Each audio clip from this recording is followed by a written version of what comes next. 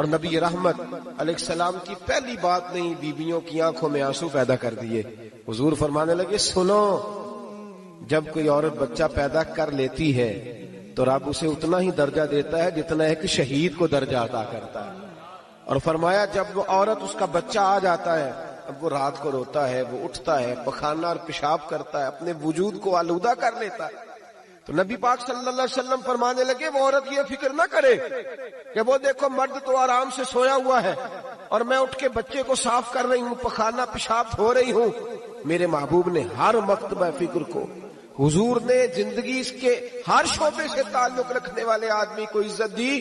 فرمایا بیبیو، جب تم رات کو اٹھ کے اپنے بچے کی خدمت کرتی ہو، دودھ ڈال کے دیتی ہو، پخانہ اور پیشاب صاف کرتی ہو، تو فرمایا رب تمہیں اتنا ہی اجر دیتا ہے جتنا ساری رات مصلی پہ کھڑے رہنے والے عبادت گزار کو اجر عطا فرماتا ہے. اتنا اللہ تمہیں اجر دیتا ہے. ہر شخص کے حصے میں، ہر شخص کے حصے میں میرے نبی پاک نے عزت لکھی، ہر شخص کے حصے میں. رسول پاک نے وقار، رشتوں کو حضور نے اتنا مضبوط کر دیا، اتنا مضبوط کر دیا کہ رشتے رشتے نہیں درد بن گئے. ماں کا نام آتا ہے تو آنکھوں میں آنسو آ جاتے ہیں نا، ماں کا نام آتا ہے تو دل تڑپتا ہے نا. یار یہ انقلاب ہے جو میلاد والے رسول نے برپا کیا. ورنہ حضرت طارق ابن عبداللہ کہتے ہیں میں حضور کے اعلان نبوت سے پہلے بھی مکے آیا تھا. آپ فرماتے میں نے ایک بوڑھی عورت کو، ایک نوجوان کو گلے میں رسی ڈال کے گھسیٹ کے لے جاتے دیکھا، تو میں نے اس سے کہا کہ یہ کیا کر رہے ہو، کون ہے یہ بی بی، کیا مسئلہ ہے؟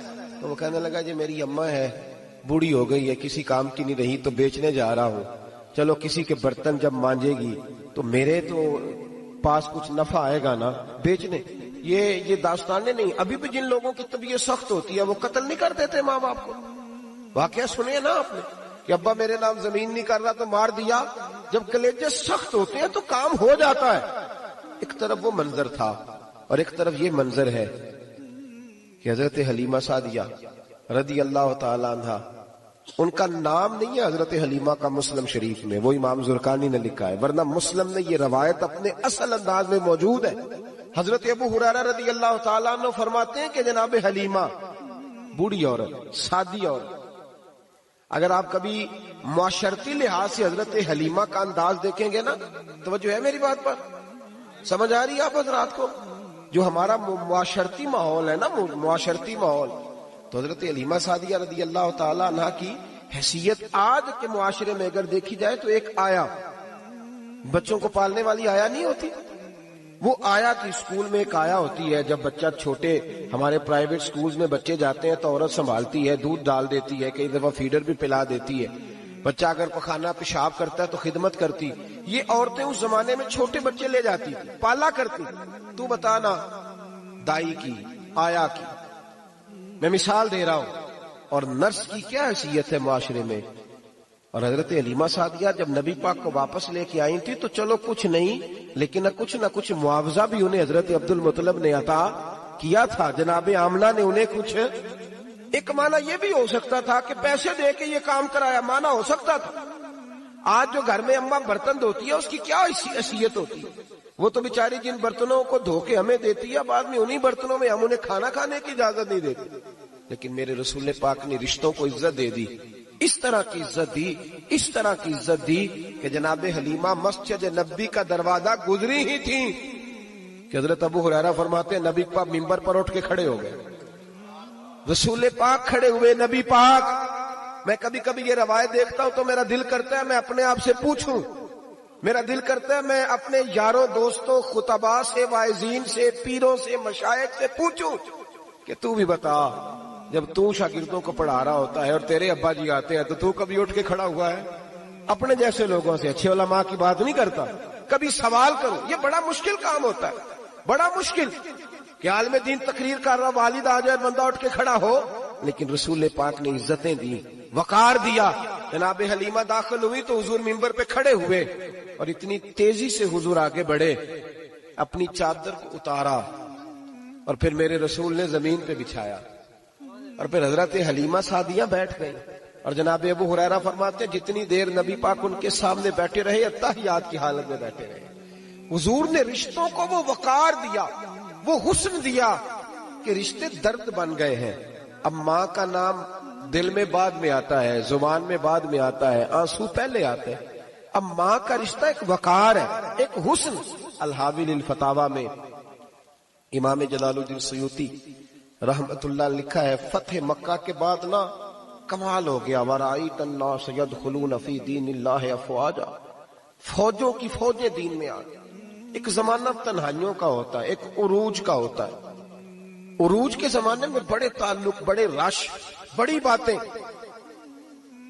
اب حال یہ تھا فتح مکہ کے بعد کہ پہلے تو ایک آدھ آدمی کلمہ پڑھتا تھا، فوجوں کی فوجیں آتی۔ ایک دن نہ نبی پاک نماز پڑھانے آئے مسجد میں۔ میرے نبی پاک صلی اللہ علیہ وسلم جب مسجد میں آئے تو مسجد کھچا کھچ بھری ہوئی، گلیاں بھی بھری، 10,000 کے قریب لوگ مدینے میں جمع، حضور کے پیچھے نماز پڑھنے کے لیے۔ پڑھیے صلی اللہ علیہ وسلم۔ نبی پاک صلی اللہ علیہ وسلم تشریف لائے نا، جیسے ہی مسجد میں داخل ہوئے تو 10,000 کا مجمع اٹھ کے کھڑا ہو گیا۔ ہمارے لیے لوگ کھڑے ہوتے ہیں تو ہماری آنکھیں پرنم نہیں ہوتی، بلکہ ہم اپنا حق سمجھتے ہیں۔ ہم کہتے ہیں ان کا بنتا ہے کھڑے ہونا، حالانکہ بھائی دنیا سب کے لیے کھڑی نہیں ہوتی۔ جب کوئی کھڑا ہونا تو نظر جھک جانی چاہیے، اور تیرے دل میں خیال آنا چاہیے کہ یا اللہ مجھ پہ رحم ہی رکھنا، اے اللہ میری پردہ پوشی کرنا، یا اللہ یہ تیری دی ہوئی عزت ہے، مہربانی کر، خفیہ تدبیر سے محفوظ فرما۔ کہ ہمیں احساس نہیں ہوتا الا ماشاءاللہ۔ اللہ کے محبوب داخل ہوئے تو 10,000 کا مجمع کھڑا ہو گیا۔ 10,000 آدمی کھڑا ہو تو ایک کیف بنتا ہے، تو میرے جیسا آدمی تو ویسکوٹ سیدھی کرنے لگ جاتا ہے نا کہ بڑی شان ہے جناب، کالر ٹھیک کر لو، دستار سیدھی کر لو، کیا بات۔ اتنے لوگ بھی کبھی کسی کے گاڑی کے پیچھے بھاگے، لیکن نبی پاک کا انداز کیا تھا؟ رسول پاک کی آنکھوں میں آنسو آ گئے۔ 10,000 آدمی کھڑا ہوا، حضور رو پڑے، اور اتنا روئے کہ جناب ابو ہریرہ رضی اللہ تعالی عنہ فرماتے ہیں کہ میں نے نبی پاک کے سینے سے آواز نکلتی دیکھی۔